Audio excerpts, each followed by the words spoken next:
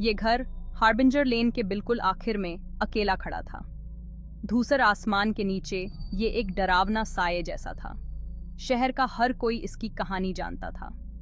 सब लोग उस परिवार के बारे में फुसफुसाते थे जो इसकी दीवारों के भीतर गायब हो गया था और फिर कभी नहीं दिखा। कुछ लोग कहते थे कि उनकी परेशान आत्माएं अभी भी सड़ती लकड़ी और टूटते पत्थरों के भीतर फंसी हुई हैं। ये पुराना घर सिर्फ एक इमारत नहीं थी, ये डर का एक निशान था। बच्चे एक दूसरे को इसके उगे हुए लॉन के पास से गुजरने की हिम्मत तक देते थे।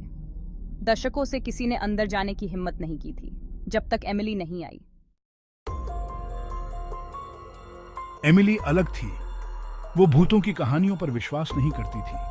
वो शहर के अंधविश्वासों पर हंसती थी। उसके लिए हार्बिंजर लेन का पुराना घर एक चुनौती थी, एक रहस्य जिसे सुलझाने की प्रतीक्षा थी। एक धूमिल शरद ऋतु की शाम एमिली के दोस्तों ने उसे घर में प्रवेश करने की हिम्मत दी। वे जानते थे कि वो किसी चुनौती का विरोध नहीं कर सकती, खासकर ऐसी चुनौती जिसमें सभी को गलत साबित करना शामिल हो। सिर्फ एक टॉर्च और अपने अविश्वासी दिल के साथ एमिली घर के पास पहुंची।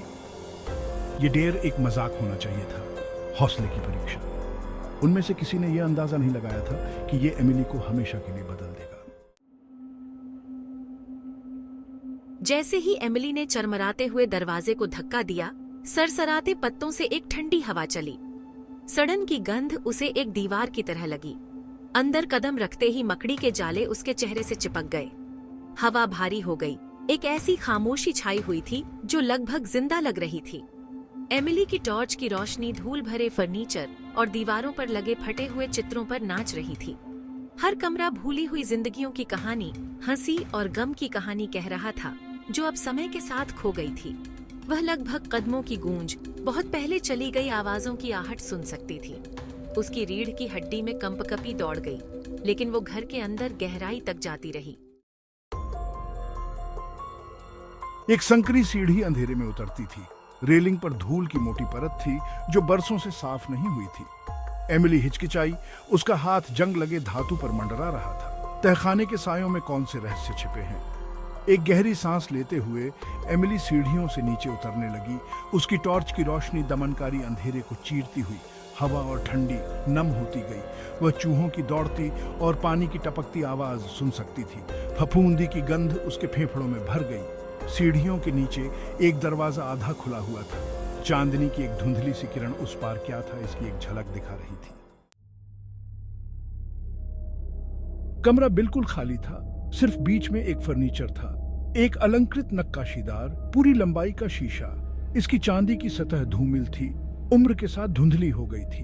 एमिली उसके अजीब से आकर्षण की ओर खींची चली गई, सावधानी से उसके पास पहुंची।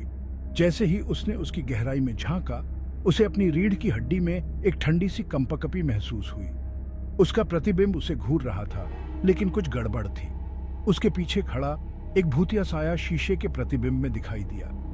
इसकी आंखें खोखली और काली सीधे एमिली को घूर रही थी। डर के मारे उसका गला घुट गया।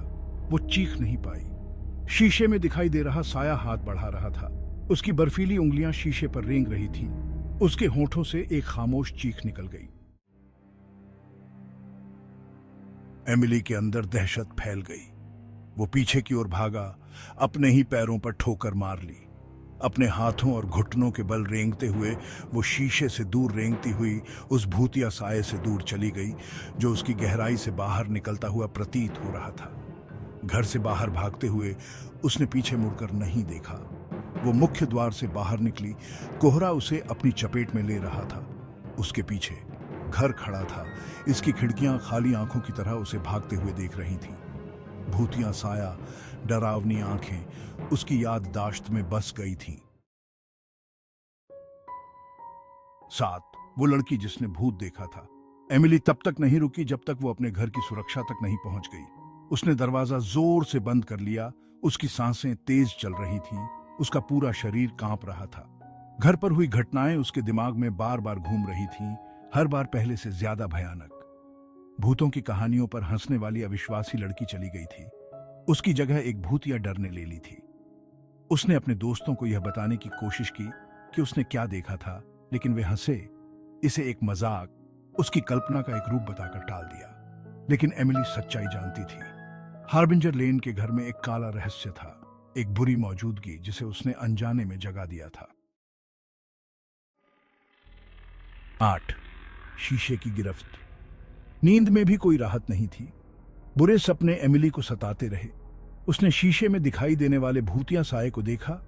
उसकी आंखें उसकी आत्मा में जल रही थीं। उसके दिन भय के निरंतर एहसास से भरे हुए थे, ऐसा एहसास कि अदृश्य आंखें उसकी हर हरकत पर नजर रखे हुए हैं। इस अनुभव ने उसे बदल दिया था। बेफिक्र लड़की चली गई थी। उसकी जगह उसके पहले वाले व्यक्तित्व का साया आ गया था। वो अपने दोस्तों से बचती थी। उसकी हंसी खामोश हो गई थी। उसकी आंखें एक ऐसे आतंक को दर्शा रही थीं जिसे कोई नहीं समझ सका। शीशे का श्राप उससे चिपक गया था। हर गुजरते दिन के साथ उसकी बर्फीली पकड़ और मजबूत होती जा रही थी। 9 फुसफुसाहटों वाला शहर। शहर जो कभी एमिली के दावों पर संदेह करता था, उसमें बदलाव देखने लगा। उसका पीछे हटना, उसकी भूतियां आंखें अफवाहों को बल देती थीं। फुसफुसाहटें सायों की तरह उसका पीछा करती थीं। उसने कुछ देखा है, वे बुदबुदाए। घर, इसने उसे बदल दिया है। डर एक संक्रामक बीमारी की तरह समुदाय में फैलने लगा। हार्बिंजर लेन का घर, जो कभी भयानक आकर्षण का केंद्र था, अब त्याग दिया गया था। उससे हर कीमत पर बचा जाता था। एमिली के अनुभव ने पुरानी कहानियों में नई जान फूंक दी थी, जिससे घर की दीवारों के भीतर छिपे अंधेरे की पुष्टि हुई। 10 हमेशा के लिए प्रेत बाधित। एमिली कभी भी शीशे के भूत से अपनी मुलाकात से पूरी तरह से उबर नहीं पाई। इस अनुभव ने उसकी आत्मा पर एक अमिट छाप छोड़ी। अनदेखी दुनिया की एक स्थायी याद दिलाता है जो वास्तविकता के पर्दे के ठीक पीछे मौजूद है। वह अपने अनुभव का भार ढोती रही।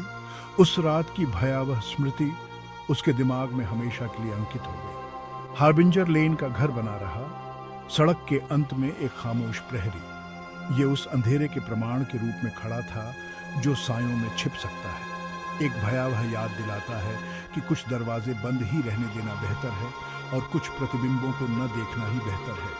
शहर जो हमेशा के लिए एमिली के भूतिया अनुभव से चिह्नित हो गया था। घर और उस लड़की के बारे में किस्से फुसफुसाता रहा जिसने इसकी गहराई में प्रवेश करने की हिम्मत की थी। क्योंकि कुछ जख्म, जैसे उस रात की याद, कभी ठीक नहीं होते।